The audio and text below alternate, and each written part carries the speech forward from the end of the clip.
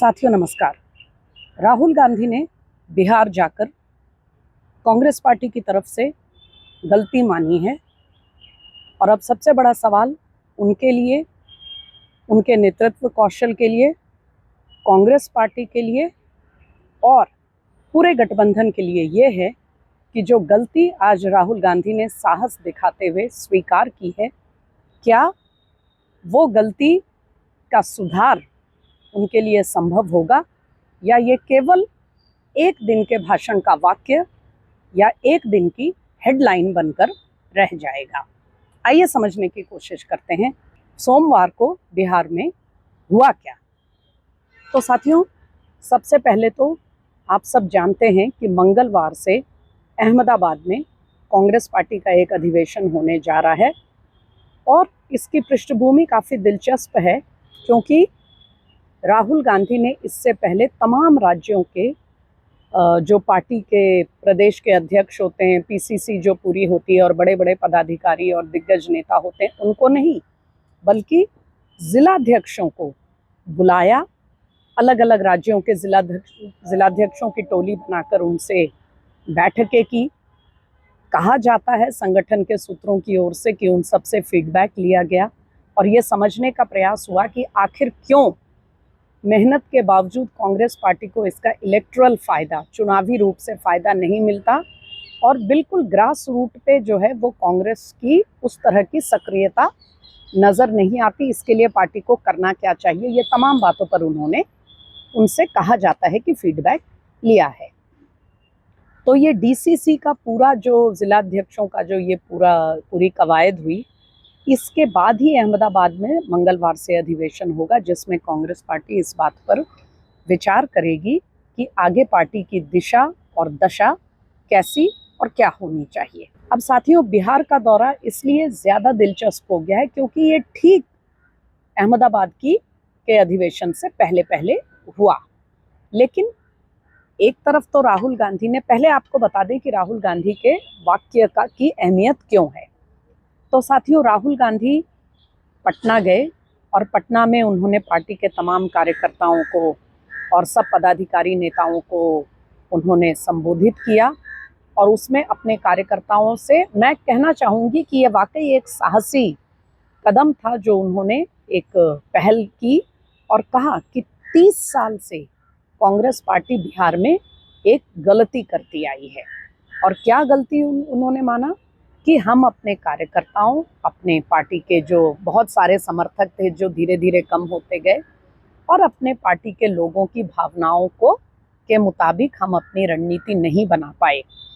तो इसमें साथियों समझने में कोई रॉकेट साइंस नहीं है, सीधी बात है। वो ये कहना चाहते थे कि गठबंधन की मजबूरी और गठबंधन को आरजेडी के साथ एक छोटा भाई, और हम तो कहेंगे कि बहुत ही छोटा भाई बन करके पार्टी ने जिस तरह से अपने संगठन के साथ कॉम्प्रोमाइज़ेस किए, समझौते किए और जिसके कारण संगठन धीरे धीरे बिहार में ग्रास रूट से कांग्रेस का सफाया होता चला गया, इस गलती को राहुल गांधी ने स्वीकार किया। तो चलिए, जैसा मैंने कहा, यहाँ तक तो उन्होंने एक साहसी कदम उठाया, लेकिन इस कथन के साथ साथ बिहार में उनके एक दिन के दौरे में और क्या क्या हुआ, अगर उन बातों पर गौर किया जाए तो नहीं लगता कि कम से कम फिलहाल या इस साल आगे जो बिहार में विधानसभा चुनाव होंगे जिसके लिए ये पूरी तैयारी, ये कवायद हो रही है, लगता नहीं कि अभी इतनी जल्दी कोई सुधार आ पाएगा। आइए देखते हैं घटनाक्रम कैसा रहा। सबसे पहले राहुल गांधी को बेगूसराय में एक अच्छी लंबी पदयात्रा करनी थी और आप सब जानते हैं कि पदयात्रा हो या इस तरह के रोड शोज हो, कार्यक्रम हो, इनका सबसे प्रमुख संदेश ये होता है कि जनसंपर्क किया जाए ताकि लोगों को भी लगे कि हाँ, आप मैदान में हैं और आप सक्रिय हैं। इसीलिए तो प्रधानमंत्री जिस वाराणसी से सांसद हैं और अलग अलग राज्यों के अलग अलग शहरों में जाते हैं, तो कितना भी लंबा उनका भाषण हो, वो वहाँ पर रोड शो ज़रूर करते हैं। लेकिन राहुल गांधी का रोड शो कैसा था? ये रोड शो वहाँ पर के प्रत्यक्षदर्शी और तमाम रिपोर्ट बताते हैं कि मुश्किल से बमुश्किल 1 किलोमीटर की दूरी वो पदयात्रा में तय कर पाए और उसके बाद गाड़ी में बैठ गए और पटना के लिए रवाना हो गए। चलिए यहाँ तक भी ठीक है, मौसम गर्म है, आपने 1 किलोमीटर भी अपनी पार्टी के कार्यकर्ताओं समर्थकों के साथ पदयात्रा कर ली तो एक संकेत चला जाता। लेकिन इसमें भी क्या हुआ, पदयात्रा के कार्यक्रम में एक उनकी नुक्कड़ सभा थी जहां पर उन्हें कुछ मिनट के लिए 15-20 मिनट के लिए लोगों को संबोधित करना था और उम्मीद ये थी कि पदयात्रा के बीच में ये जो नुक्कड़ सभा होगी उसका सबसे ज्यादा एक खबरों के लिहाज से महत्व रहेगा, क्योंकि वहां पर उनके संदेश लोगों को मिलेंगे।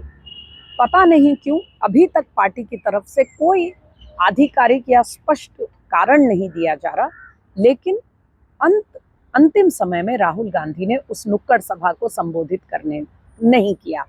अब उन्होंने संबोधित करने से इनकार किया या किसी रणनीतिक कारणों से या किसी और फीडबैक के चलते हुआ, ये अभी कहना बहुत ही कंफ्यूज्ड है परिस्थिति। लेकिन मोटी बात यह है कि उन्होंने नुक्कड़ सभा को भी संबोधित नहीं किया। तो पदयात्रा बहुत छोटी की, मुश्किल से इससे ज्यादा लोग सुबह मॉर्निंग वॉक करते हैं। नुक्कड़ सभा पहले से तैयार करके रखी गई थी, नुक्कड़ सभा को संबोधित नहीं किया।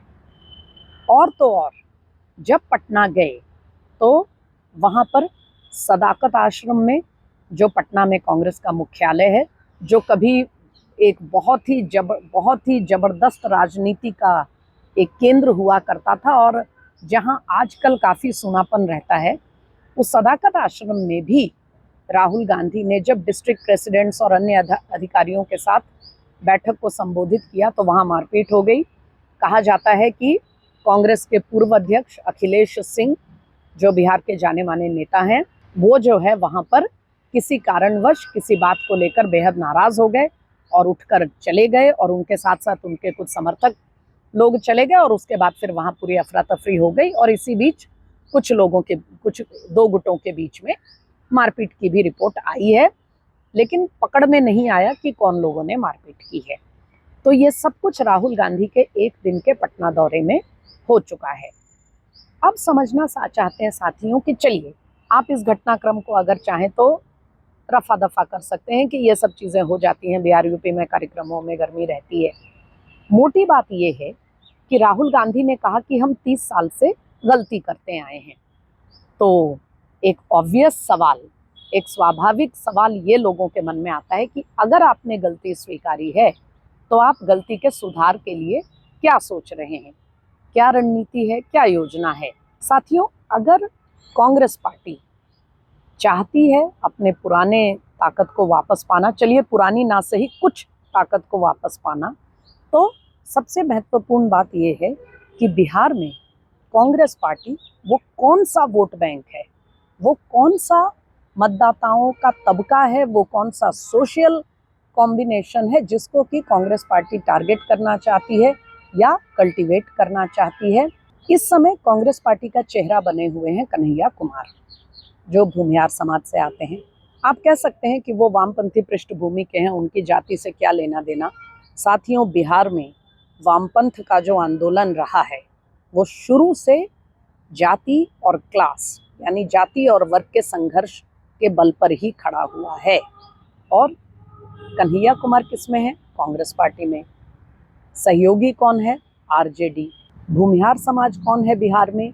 जो आरजेडी यानी यादवों के वोट के साथ लगातार राजनीतिक संघर्ष करता रहा है लालू राबड़ी राज के समय से। तो कन्हैया कुमार किस वोट बैंक को एड्रेस करना चाहते हैं या उनको चेहरा बनाकर राहुल गांधी और कांग्रेस पार्टी किस वोट बैंक को एड्रेस करना चाहते हैं? चलिए एक बार के लिए मान ले कि वो एनडीए का जो पारंपरिक वोट बैंक समझा जाता है उसको डेंट करने की कोशिश शायद कर रहे होंगे, लेकिन ये पिछले 2 नहीं 3 चुनावों में बहुत स्पष्ट हो चुका है साथियों कि कम से कम भूमिहार समाज, अगर आप बाकी तथाकथित ऊंची जातियों को छोड़ भी दें, कम से कम भूमिहार समाज बिहार में कन्हैया कुमार के चेहरे पर तो आकर्षित होने वाला नहीं है, क्योंकि उन्हें पता है कि आज ये कितना भी पार्टी को खड़ा करने की बात करें, अंततः कांग्रेस और आरजेडी सबसे पुराने साथी हैं और गठबंधन होकर रहेगा। और बिहार का भूमियार समाज आरजेडी के ना आरजेडी को वोट करता है ना उसके किसी साथी सहयोगी को। अब आते हैं साथियों इसके दूसरे पहलू पे कि राहुल गांधी ने क्या और कहा, इसके अलावा उनकी पार्टी क्या कह रही है। इस समय जो कृष्णा अल्लावरू जो वहाँ के प्रभारी बनाए गए हैं और जिनको काफ़ी बताया जा रहा है कि डायनेमिक है और बिहार में कांग्रेस में वो बिल्कुल एक क्रांति ले आएंगे, वो अभी पहले बिहार गए थे हाल ही में, तो वो कह कर आए कि बिहार का मुख्यमंत्री हम ये चाहते हैं कि महागठबंधन की सरकार बने तो बिहार का मुख्यमंत्री कोई दलित या महादलित होना चाहिए। तो यानी वो एनडीए के वोट बैंक पर टारगेट कर रहे हैं। इसी तरह सोमवार को राहुल गांधी ने क्या कहा कि हम बिहार में लड़ाई लड़ेंगे। किसकी लड़ाई लड़ेंगे? पिछड़ों की लड़ाई लड़ेंगे और अति पिछड़ों की और जो वंचित समाज है उसकी लड़ाई लड़ेंगे। तो क्या आप नीतीश कुमार के वोट बैंक को टारगेट कर रहे हैं?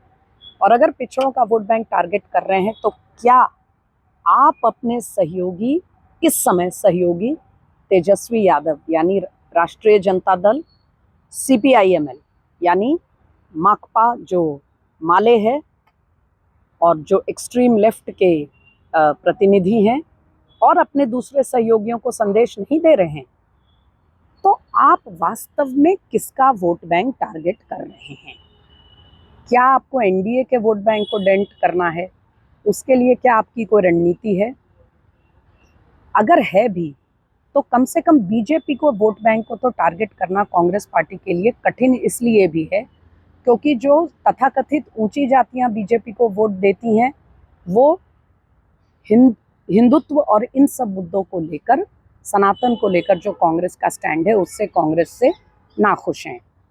और अगर आप ओबीसीज और मोस्ट बैकवर्ड यानी अति पिछड़ा वर्ग को टारगेट कर रहे हैं तो क्या आप ये संदेश नीतीश कुमार को दे रहे हैं या तेजस्वी और लालू यादव को दे रहे हैं? साथियों, यही स्थिति यूपी में भी रही है, अन्य राज्यों में भी रही है। जब तक कांग्रेस पार्टी ये तय नहीं करती कि वो कहाँ खड़ी है, उसका वोट बैंक क्या है, सामाजिक समीकरण क्या है, तब तक कांग्रेस पार्टी के लिए अपने पैरों पर खड़ा होना तो बहुत दूर की बात है, एक मैदान में एक खिलाड़ी बन पाना भी बिहार में बेहद मुश्किल होगा। और सबसे बड़ी बात, पार्टी के कार्यक्रम में तो राहुल गांधी संदेश दे सकते हैं कि हमने गलती की और अब ऐसा नहीं होगा, लेकिन हर जगह एक अनरिटन रूल, एक संकेत यही है कि अंततः बिहार में कांग्रेस पार्टी आरजेडी के साथ ही जाएगी। तो फिर राहुल गांधी की क्या योजना है ये देखने में हमारी दिलचस्पी रहेगी। बहुत जल्द हम अड्डा पर फिर इसको लेकर आएंगे। तब तक देखते रहिए परिस्थितियां किधर जाती हैं और बिहार में राजनीतिक घटनाक्रम जो बहुत तेजी से आगे बढ़ रहा है उसमें और क्या नए नए चीज़ें हमें हेडलाइंस देखने को मिलती हैं। फिलहाल आज का अड्डा यहीं पर, हमें सब्सक्राइब करिए और हमारे राजनीतिक समसामयिक विश्लेषणों पर आपकी क्या राय है हमसे साझा करते रहिए। नमस्कार।